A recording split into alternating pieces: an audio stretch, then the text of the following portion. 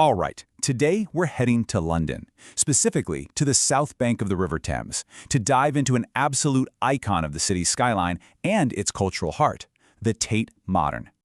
So, let's get right into it. This place is way more than just one of the world's most popular art galleries. I mean, look at it. It's this incredible cathedral of art that's literally rising from the industrial bones of the old Bankside Power Station.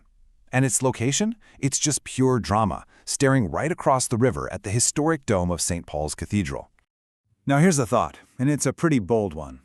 What if the most powerful thing about this place isn't the Picassos or the Warhols, but the actual building? The story of this structure, its journey from a dirty, functional power station to a temple of creativity, is just as compelling as any masterpiece inside. It's a story about the transformation of London itself. So how on earth did a building that once generated electricity for London start generating some of the most powerful artistic ideas in the world? Let's trace that incredible journey. For decades, this was just the Bankside Power Station, a huge brick giant chugging away, powering the city. But when it shut down in 1981, it basically became a ghost, facing demolition. But then in '94, Tate made this incredibly gutsy choice. They didn't want a shiny new building, they wanted this one. And by May 2000, the transformation was complete. You know, this quote from Apollo magazine just hits the nail on the head. When the Tate Modern opened, it felt like more than just a new museum. It was a massive statement. It was London saying, we can take the grit of our industrial past and turn it into a shining beacon for the future. And the reaction? It was absolutely massive. 5.25 million people in the first year alone. Just think about that number. It's staggering. This wasn't just a success. It proved that the city's huge gamble on an old power station had paid off big time. It became a global icon almost overnight. Okay, so picture this. You've just walked across the Millennium Bridge, you're standing outside this magnificent brick structure, so what are the essential spots you've just got to see inside? Let's take a look. The very first thing that hits you is the scale. You step into the Turbine Hall and you just stop. It's this immense cavernous space that runs the entire length of the building.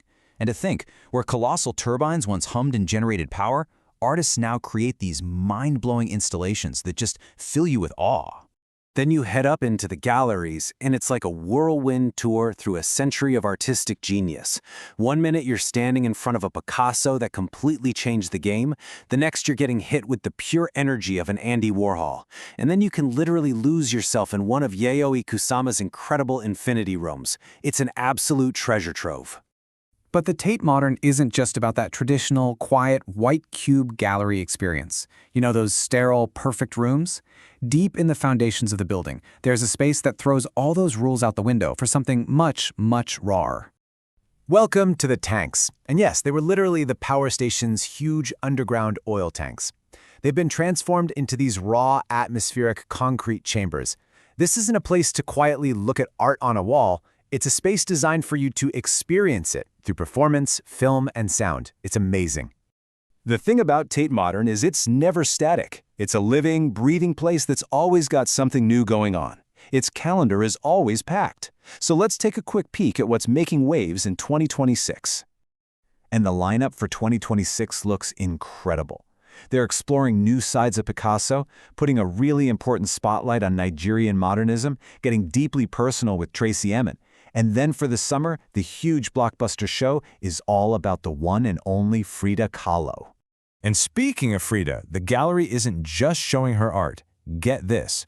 They've partnered with a Michelin-starred chef, Santiago Lastra, to create a whole dining experience inspired by her life, her stories, and her work. It's a way to literally taste the art. So, if that sounds tempting, you can book the menu by itself or get it as a bundle with your exhibition ticket. It's a fantastic way to make a whole day of it. But a little tip, definitely book in advance because it's only running for as long as the exhibition is on. But, like we've been saying, a trip here is about so much more than what's hanging on the walls. The Tate Modern didn't just create a new museum, it totally revitalized the entire neighborhood, turning a forgotten industrial area into one of London's most vibrant spots. And honestly, one of the most unforgettable pieces of art at the Tate isn't even inside the gallery. It's the view you get from the top. From the upper levels, the museum just gives you this jaw-dropping, sweeping panorama of London. You see the River Thames snaking below, the Millennium Bridge stitching the two banks together, and of course that magnificent dome of St. Paul's. It's a living, breathing artwork that reminds you that this gallery is right in the heart of it all. Okay, feeling inspired to go? I hope so. Let's wrap this up with some practical insider tips to make your visit as smooth and fun as possible.